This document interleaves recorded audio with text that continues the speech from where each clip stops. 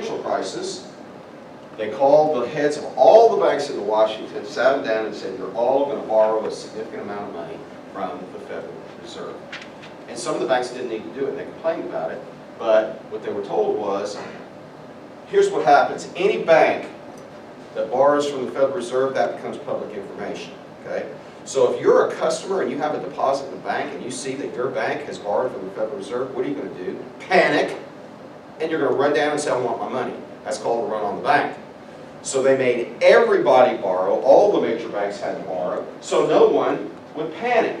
They wanted to make sure that everybody, all the banks had enough capital, okay, but they didn't want people to panic and run on any of the individual banks. There was a lot of friction over that. All right, so the Federal Reserve is mindful of the financial markets and the currency markets. So when the chairman of the Federal Reserve comments every 6 weeks after a meeting and says, this is what we're seeing, man, they have to be really careful. And typically, if you get a new Federal Reserve chairman, like we had Jerome Powell, man, the first year that he was in office, 3 or 4 times he caused the markets to gyrate big time. They were mistakes with his language. There's so much money being bet on what the Federal Reserve is going to do. So people are saying to me right now, we have all this craziness going on, yet the stock market is at a historic high. Why? Well, because the market is trading on money coming into the system. And we are flooding, we have been flooding the system for the last, since the financial crisis. We keep pumping money in, and that goes into stock prices, and into bond prices, and into commodity prices. And we've kept interest rates low, and when you keep interest rates low, what does that do for housing prices? Boom! Through the roof, okay? People keep borrowing. All right. Next big act after 1913 was the Banking Act of 1933, and this happened after the 1929 crash. Glass-Steagall. They said, oh no, we're going to have to fix this system, okay? We're going to have to fix this system. So we had a stock market crash. Why? Too much speculation. It was speculation. People were gambling. People borrowed money, and they were gambling on the markets. Okay? There is no guarantee that you're going to make a profit in any investment, whether it's real estate in Nashville, Bitcoin, or the latest tech stock. No guarantees. All right? And I was with a guy yesterday who told me about a retired Bible professor who plays the market from 8:30 to 3:30, 5 days a week. He said, what do you think about that? I said, tell him not to confuse a bull market with smarts. Do not confuse a bull market and smarts. Riley, what do I mean by that? It's lucky. I mean, if you're not smart, if you invest in something, then everything's going up. When you're in a bull market, by definition, that means prices are going up. So when you throw money into a bull market and it goes up, you're not smart, okay?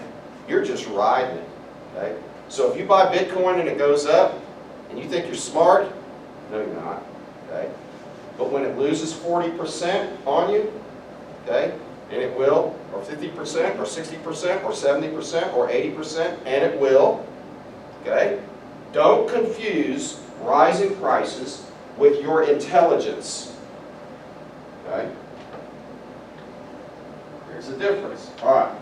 So Glass-Steagall defined the boundaries of commercial banking.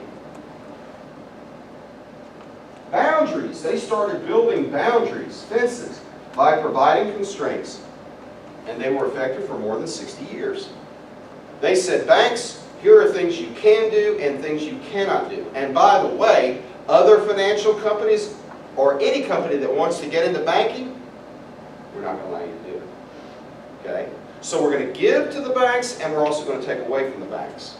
That's how they regulate the banks. And it worked pretty well. All right. So So it separated commercial banking from investment banking and from insurance. These are different kinds of businesses. They involve different kinds of risks. And the banks and the banking system are so critical to our financial system that we could not risk losing them over risky bets. And so we said, if you're going to do commercial banking, you're not going to do investment banking because it's very risky. And back in the 1920s, commercial banks were also doing investment banking. Okay? And insurance can be very risky. All right? So they kept the investment banks out of the commercial banking business, but they kept the commercial banks out of the investment banking business, and the same thing with insurance. Okay? You don't want to wipe out a financial company's capital. That means they go bankrupt. And if they go bankrupt, everybody loses their deposits. And if you lose your deposits, you lose everything. Okay? And it's a domino effect.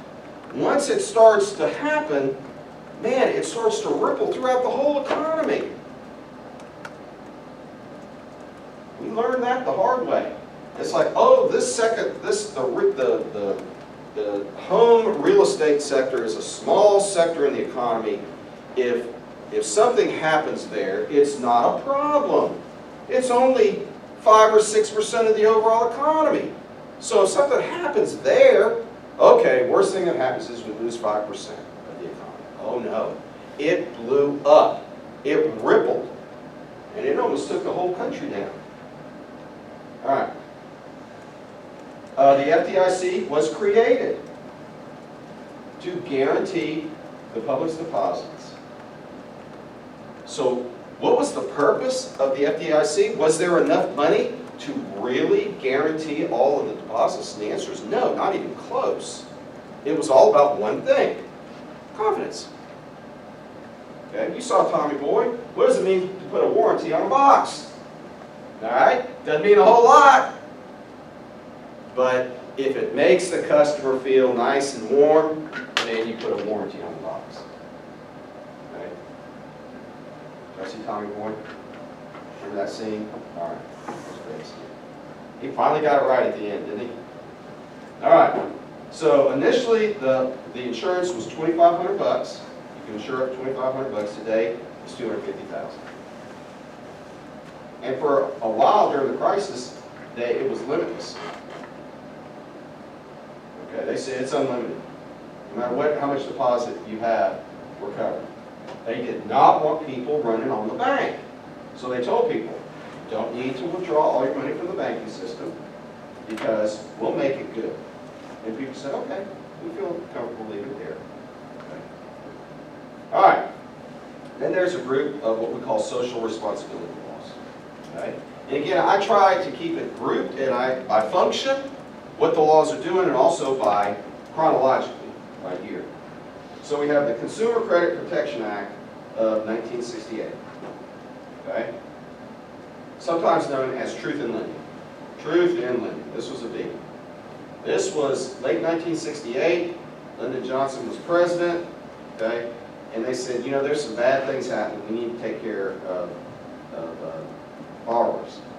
So lenders have to let borrowers know, customers, what their rights are under a loan agreement.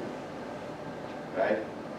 So it just clarified so people understood what the banks were doing and what they couldn't do, what their rights were. All right, so that was really one of the first passes at taking care of the customers. All right, Equal Credit Opportunity Act of 74. Okay? This was this was part of the Civil Rights Movement. Okay? Very important. Individuals and families cannot be denied a loan merely because of these things.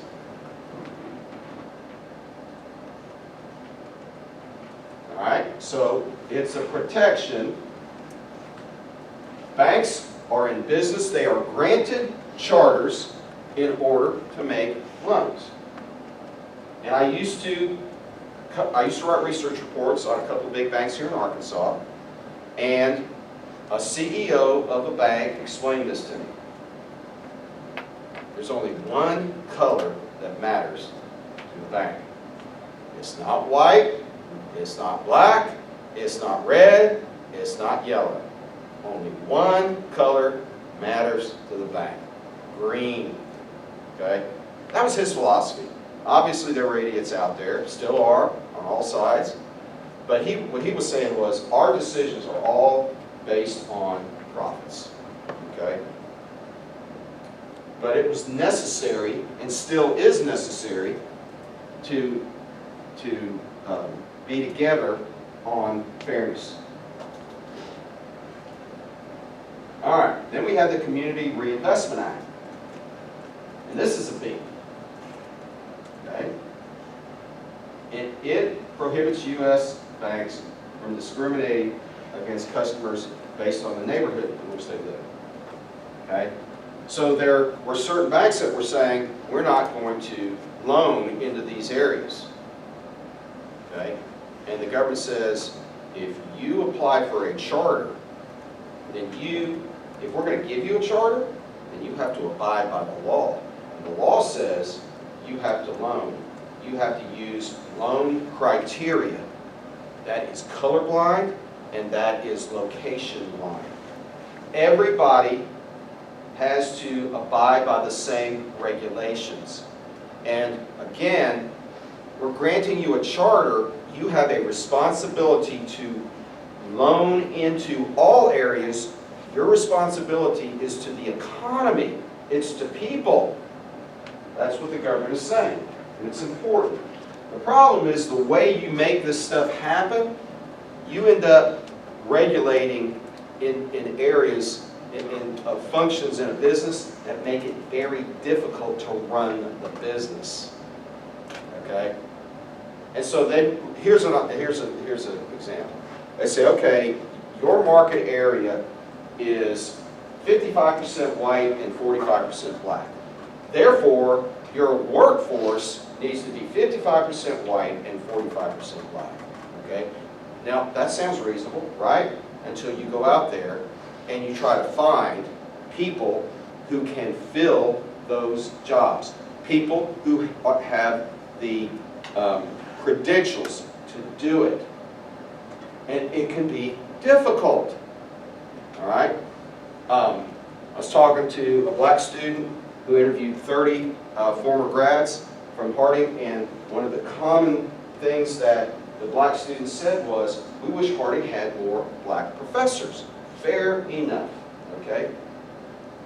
I talked to David Ross in Human Resources about that, and here's what he said. Else, we try to get more black professors to come here, but the truth is, we can't afford it. So what are you talking about? Well, every university in the country, every organization in the country has to meet diversity requirements, and they're out there trying to do that. And right now, there aren't enough black professors, and so the compensation for educated, qualified black professors is much higher than it is for everybody else to get them to come. We can't afford them. It's not that we don't want them. Of course we do. But those are things that happen that you go, I didn't know that. I never would have thought that. Okay? So when you come up with a rule, that's what's called an unintended consequence. Where something that sounds really reasonable on paper is really difficult to put into practice. Okay? Now hopefully over time, this will all balance out. Okay? Black people will see the opportunities and will get more qualified black professors, and the compensation will be more in line with the market, and hopefully Harding will present itself as a welcoming place, and black professors will want to come here. And that's Harding's responsibility, to have the right kind of culture. make that happen. And I hope we do that. I will tell you this, as a member of the faculty here at Harding, if you ever have a negative racial experience, I hope you'll come and tell me. I hope you'll talk to me about it, because I'm not going to put up with it. And one thing that Bruce McCarty made clear was he wasn't going to put up with it either. And he said in front, and this was more related to theology, that a couple of years ago he told all the professors, he said, talking about homosexuality, he was asked about homosexuality. He said, if I ever get a credible allegation that any professor on this campus looked at a homosexual student or a student who said he was struggling, he or she was struggling, and told them that they were going to go to hell, you better report that to me, because that professor will not be here at all. Okay? And I was down, I'm in the back going, right on. That is not how you handle it. Okay? Bruce knew that. And I'm not condoning any behavior, and neither was Bruce on the part of the students. I'm talking about how we, faculty and administration, how we handle those things, okay? With love and understanding. All right. Competitive Equality in Banking Act and Truth in Savings Act of '87 was next. Okay? Man, that's a mouthful. All right, requires banks to more fully disclose their service policies and the true rates of return offered, on the public savings. So a lot of regulations have to do with disclosure, letting people know what's going on. They're not telling people what they can and cannot do necessarily, but they're telling people you have to disclose, you have to let people know what's going on. You can't hide things. You can't have the small print that ends up costing somebody a fortune or keeps them from doing something. You have to let them know in advance what your policies are, okay? So once again, this has to do with bad, deceptive, greedy business policies that were done in the shadows. And they said, oh no, oh no. Okay? I just got off the phone with Schwab today and just read them the riot act about one of their products. And he said, man, you're about the 10th person in the last week that I've heard from on this particular product. It was an annuity. Like, this is not right, man. All right, so we'll pass it along to the people who make the decisions. All right, so Depository Institutions Deregulation and Monetary Control Act, 1980. Now, I was a lobbyist for 3 years, and I can tell you that the titles of laws, sometimes they really tell you what's going on, and sometimes they're complete propaganda. Okay, you got to be careful. When you see a title, you see, go, oh, they're doing this, and then you find out, oh no, they're doing the opposite. All right. So in the Glass-Steagall Act of '33, there was a regulation called Reg Q. Reg Q. Okay.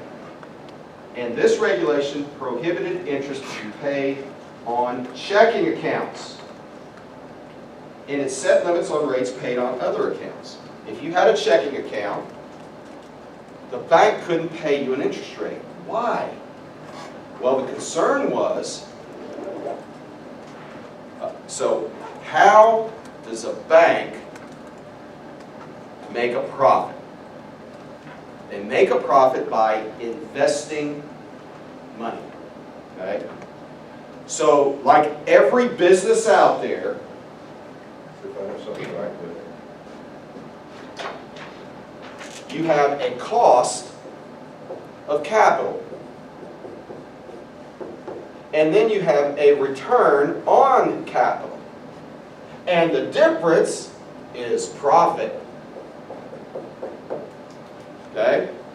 And then if you divide your profit into the dollar amount of investment, you get return.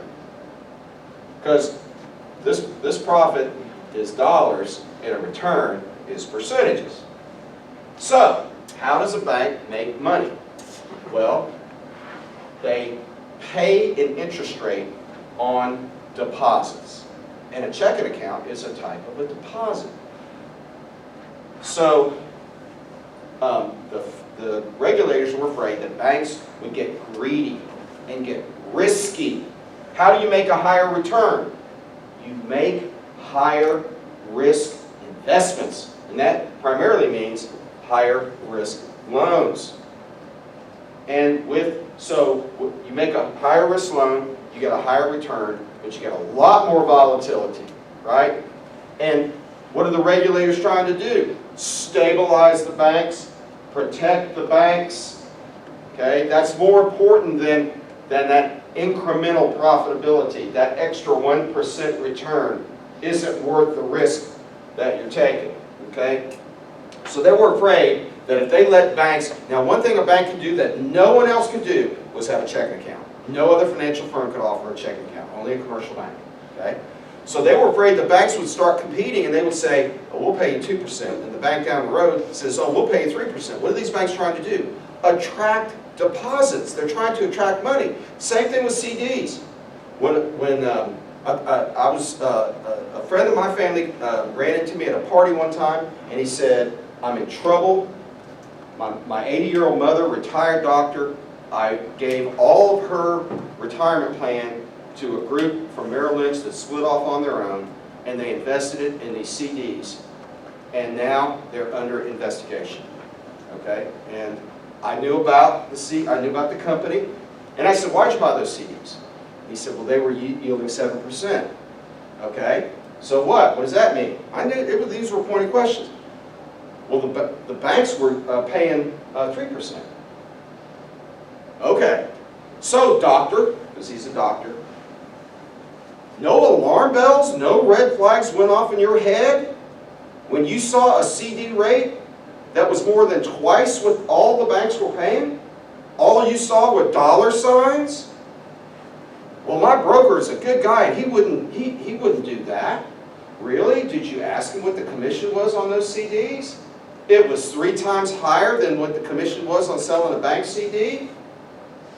You think the broker was a good guy? Oh no. And what happened? They lost it. They lost it all. The account was frozen. He had half her money in those CDs.